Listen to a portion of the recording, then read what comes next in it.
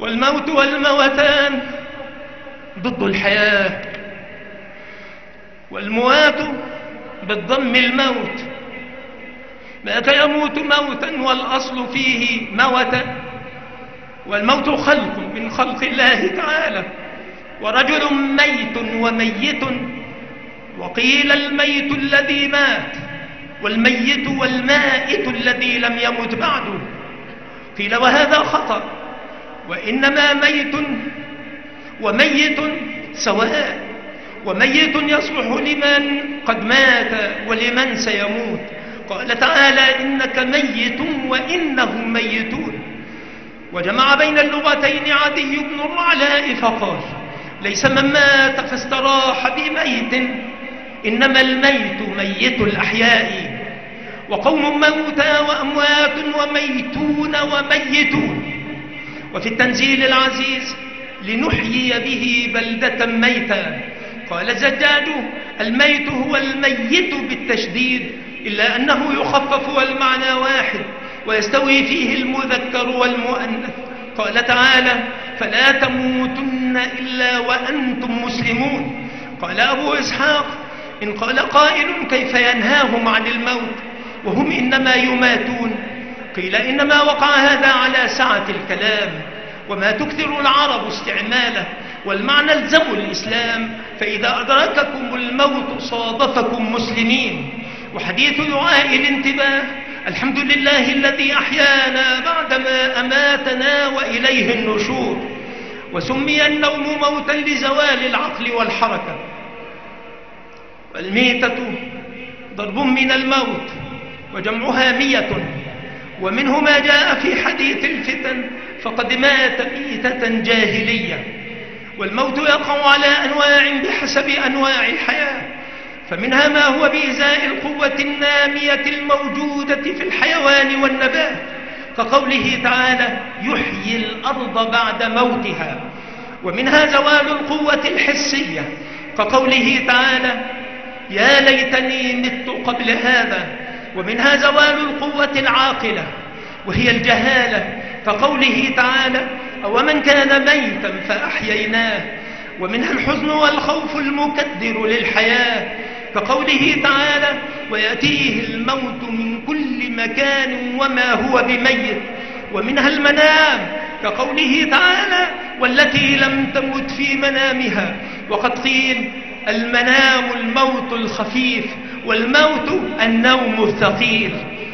والمستميت المستقتل الذي لا يبالي الموت في الحرب.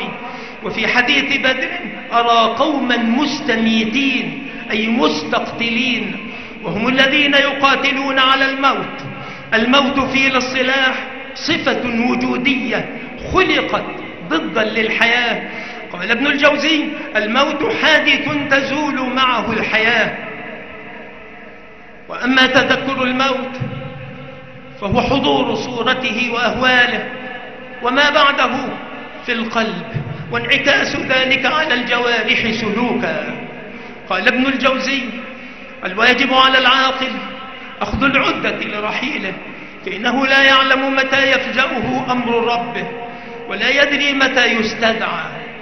وإني رأيت خلقا كثيرا غرهم الشباب ونسوا فقدان الأقران وألهاهم طول الأمل. وربما قال العالم المحض لنفسه أشتغل بالعلم اليوم ثم أعمل به غدا، فيتساهل في الزلل بحجة الراحة ويؤخر الأهبة لتحقيق التوبة، ولا يتحاشى من غيبة أو سماعها ومن كسب شبهة يأمل أن يمحوها بالورع، وينسى أن الموت قد يبغته. فالعاقل من أعطى كل لحظة حقها من الواجب عليه، فإن بغتة الموت لا يمكن أن تتحاشى. ومثل هذا إذا بغته الموت رؤي سعيدا، وإن نال الأمل ازداد خيرا. إذا علم الإنسان بأن الموت يقطعه عن العمل عمل في حياته ما يدوم له أجره بعد موته. فإن كان له شيء من الدنيا وقف وقفا وغرس غرسا وأجرى نهرا، ويسعى في تحصيل ذرية تذكر الله بعده، فيكون الأجر له. أو أن يصنف كتابا من العلم، فإن تصنيف العالم ولده المخلد، وأن يكون عاملا بالخير عالما فيه فينقل من فعله ما يقتضي الغير به، فذلك الذي لم يمت. قال ابن الجوزي: ذكر بعض المفسرين أن الموت في القرآن على أوجه، أحدها الموت نفسه، ومنه قوله تعالى: كل نفس ذائقة الموت، والثاني الضلال، ومنه قوله تعالى: أومن كان ميتا فأحييناه، والثالث الجدب، ومنه قوله تعالى: فسقناه إلى بلد ميت فأحيينا به الأرض، الرابع الجماد، ومنه قوله تعالى: أموات غير أحياء، يعني الأوثان، الخامس الكفر، ومنه قوله تعالى: وتخرج الحي من الميت وتخرج الميت من الحي، وهو الكافر. فالواجب على العاقل ألا يغتر بالدنيا وزهرتها وحسنها وبهجتها فيشتغل بها عن الآخرة الباقية والنعم الدائمة، بل عليه أن ينزلها حيث أنزلها الله، لأن عاقبتها لا محالة تصير إلى فناء، يخرب عمرانها ويموت سكانها وتذهب بهجتها وتبيد خضرتها، فلا يبقى رئيس متكبر مؤمر ولا فقير مسكين محتقر إلا ويجري عليهم كأس المنايا، ثم يصيرون إلى التراب فيبلون حتى يرجعوا إلى ما كانوا عليه في البداية، إلى الفناء، ثم يرث الأرض ومن عليها علام الغيوب. فالعاقل لا يركن إلى دار هذا نعتها، ولا يطمئن إلى دنيا هذه صفتها، وقد ادخر له ما لا عين رأت ولا أذن سمعت ولا خطر على قلب بشر، فيظن بترك هذا القليل ويرضى بفوت ذلك الكثير.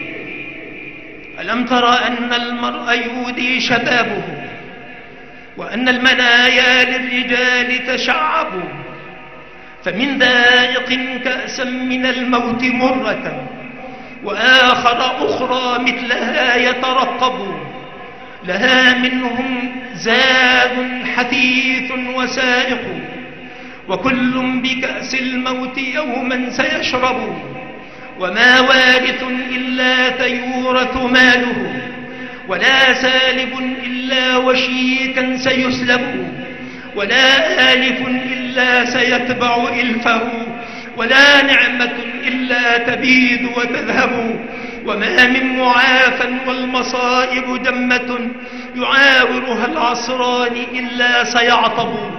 أرى الناس أضيافا أقاموا بغربة تقلبهم أيامهم وتقلبوا بدار غرور حلوة يعمرونها، وقد عاينوا فيها زوالا وجربوا. نسأل الله أن يحسن ختامنا أجمعين، إنه هو البر الكريم والجواد الرحيم، وصلى الله وسلم على نبينا محمد وعلى آله وأصحابه أجمعين.